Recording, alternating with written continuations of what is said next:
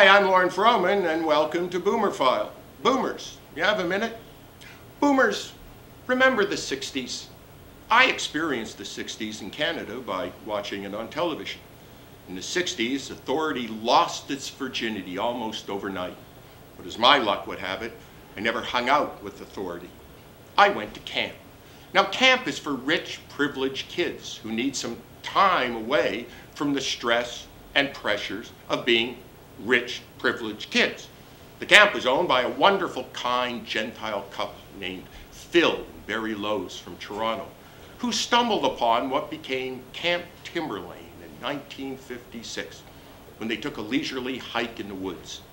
Now, they were deep inside a densely secluded, remote, wooded, unexplored part of the forest, infested with poisonous snakes and giant killing mosquitoes, wild carnivorous raptorial man-eating bears, and lost serial killers. And as the story goes, Barry looked around and he had an epiphany. He thought that this would be a perfect place to bring Jewish kids for the summer. Phil thought Barry was suffering from a severe bout of rheumatic fever, but he argued, no, I know Jews. If we build this, they will come. And they did. They came in droves. And a new religious cult was born in Northern Ontario called Jews for Barry. You know, in the 60s, millions of young people were embracing the ethos theory, preaching the power of love and the beauty of sex as a natural part of ordinary life. But you know what? Barry single-handedly stopped the sexual revolution by putting a giant rock between boys' camp and girls' camp. And it worked. Kids didn't have sex all summer. If they would have put a giant rock in the middle of Haight-Ashbury, it might have actually stopped the sexual revolution.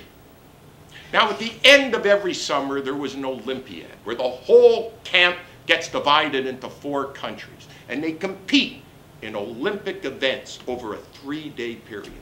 Everyone loved it. I hated it, and for very good reason. One year, the 4 teams or countries were Russia, Canada, France, and Darfur.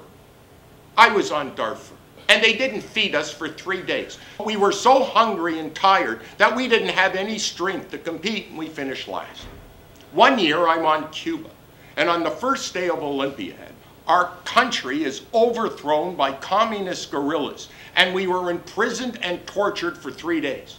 Our captain was hung at the main fireplace as symbols of Western capitalistic greed. Those were the 60s, boomers. I'll talk to you later.